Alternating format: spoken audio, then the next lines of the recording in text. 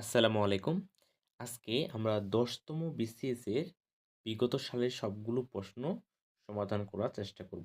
১০তম BCS এর বিগত সালের সবগুলো প্রশ্ন সমাধান করার চেষ্টা করব। আজকের সাবজেক্টটা হচ্ছে আপনার ইংলিশ।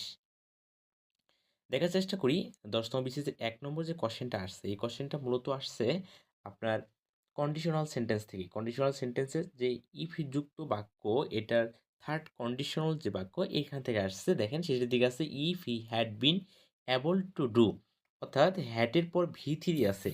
হ্যাড এর পর যেহেতু ভি3 আছে, সো এটা আপনার থার্ড কন্ডিশনাল। থার্ড কন্ডিশনাল থাকলে আপনার সাবজেক্ট প্লাস শুড অথবা কুড হ্যাভ প্লাস ভি3। দেখেন শুড হ্যাভ অথবা কুড হ্যাভ কোথায় আছে, এই জায়গাতে শুড অথবা কুড হ্যাভ প্লাস ভি3 রয়েছে। সো সঠিক অ্যান্সার হচ্ছে আপনার বি। ২ নম্বর কোয়েশ্চেনটা দেখেন he had a dash fever, এই জায়গায় কি হবে? এই জায়গায় আপনার স্ট্রং, ব্যাড, সিরিয়াস এই ৩ টা একটাও হবে না। স্ট্রং, ব্যাড, সিরিয়াস ৩ টা হবে না। সেভার অ্যাটাকড এটা হবে। অর্থাৎ বি হচ্ছে সঠিক অ্যান্সার। ৩ নম্বর কোয়েশ্চেনটা হচ্ছে আপনার সেন্টেন্স কারেকশনের কোয়েশ্চেন। এখন এটা যদিও সেন্টেন্স কারেকশনের, কিন্তু এই কোয়েশ্চেনটা মূলত সেট করছে আপনার ন্যারেশন থেকে। দেখেন ন্যারেশনের ইন্টারোগেটিভ সেন্টেন্সের যে সেন্স, এই ইন্টারোগেটিভ সেন্টেন্সের আপনার আই আস্কড এরপর ব্যবহার হয় ইফ এর পর। দেখেন ইফ এর পর পাস্ট ইনডিফিনিট থাকলে পাস্ট পারফেক্ট বসে। সো পাস্ট পারফেক্ট রয়েছে বি নম্বর অপশনে, পাস্ট পারফেক্ট। আমরা জানি যে ন্যারেশনে যদি আপনার এই পাশে বাক্যটা আর ডিরেক্ট বাক্যটা যদি পাস্ট ইনডিফিনিট থাকে তাহলে পরবর্তী বাক্যটা পাস্ট পারফেক্ট হয়। সো সঠিক অ্যান্সার হচ্ছে আপনার বি। এখন ঘটনা হচ্ছে যে সি নম্বরও তো আপনার পাস্ট পারফেক্ট আছে। সি নম্বর যে বাক্যটা এটাতেও তো পাস্ট পারফেক্ট আছে। এটা হবে না কেন? কারণ এই জায়গায় ইউ আছে। ইউটা পরিবর্তন হবে। এই ইউটা পরিবর্তন যেহেতু জায়গায় জাভেদ আছে, সো এটা পরিবর্তন হয়ে হি হবে। এই হচ্ছে আপনার ৩ নম্বর কোয়েশ্চেনের ব্যাখ্যা। আমরা ৪ নম্বর কোয়েশ্চেনটা একটু দেখি। এটা আসলে সেন্টেন্স কারেকশন। এই কোয়েশ্চেনটা আমার অ্যাডমিশন টেস্টের সময় হাজী মোহাম্মদ দানিশ বিজ্ঞান ও প্রযুক্তি বিশ্ববিদ্যালয়ে আসছিল। ঠিক এই কোয়েশ্চেনটাই। তো এই কোয়েশ্চেনটা আমি অনেকেই ভুল করে যে আপনার এই সি নম্বর অপশনটা দাগায় দিয়ে আসে এভরি অফ। কিন্তু এটা হবে না। এটা সঠিক অ্যান্সার হচ্ছে আপনার বি। আপনারা লিখে রাখেন যে ইস অফ, ইস অফ আপনারা আমি বলছি আপনারা লিখে রাখেন। Is of, either of, neither of এইগুলোর পরে আপনার এই সাবজেক্টটা সিঙ্গুলার হোক আর প্লুরাল হোক, ভার্ব হবে সিঙ্গুলার। কিন্তু কখনোই আপনার অল অফ বা এ ফিউ অফ এইভাবে বাক্য শুরু হয় না।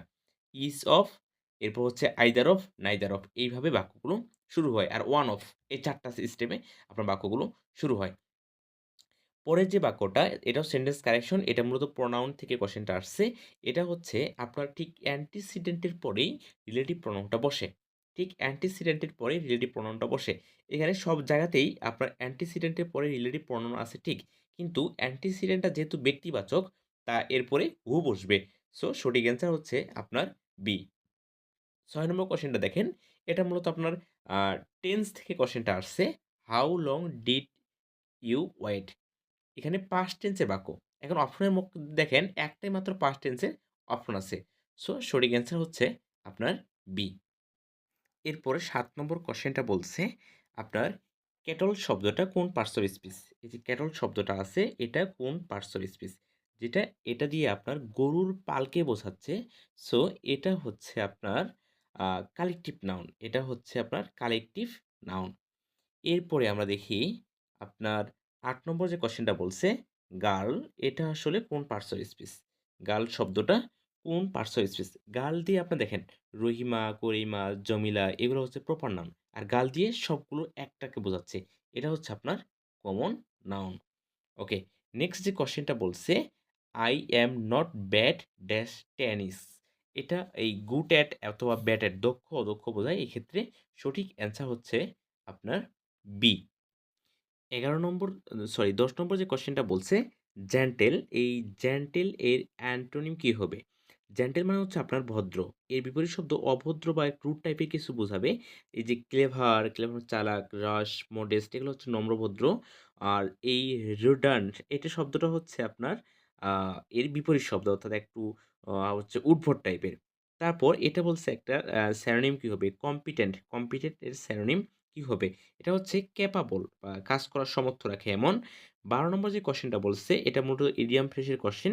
হোয়াইট এলিফ্যান্ট, হোয়াইট এলিফ্যান্ট মানে হচ্ছে আপনার ব্যয়বহুল কিছু। ব্যয়বহুল কোনটা? A very costly or troublesome procession.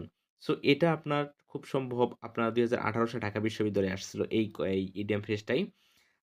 Dhaka বিশ্ববিদ্যালয় এবং আপনার বিসিএস কোয়েশ্চেন অনেকগুলো রিপিট হয়ে থাকে। আমরা ১০ তম বিসিএস এর কোয়েশ্চেনটা গুলো দেখলাম কিভাবে আসলে কোয়েশ্চেনগুলো সেট করতেছে। খুব সহজ কোয়েশ্চেন এবং এগুলো থেকেই বিভিন্ন বিশ্ববিদ্যালয় পরীক্ষায় প্রচুর রিপিট হয়। এই কোয়েশ্চেনগুলো প্রচুর রিপিট কোয়েশ্চেন হয়। আশা করি আমি ধারাবাহিকভাবে সবগুলো বিসিএস এর কোয়েশ্চেন এভাবে সলভ করে দেওয়ার চেষ্টা করব। নেক্সট হচ্ছে যে ক্লাসগুলো পেতে চাইলে অবশ্যই চ্যানেলটিকে সাবস্ক্রাইব করে রাখবেন। আর কোন টপিকের সমস্যা এটা জানাবেন। আমরা ধারাবাহিকভাবে সবগুলো ক্লাস আপলোড দেওয়ার চেষ্টা করব। ধন্যবাদ সবাইকে।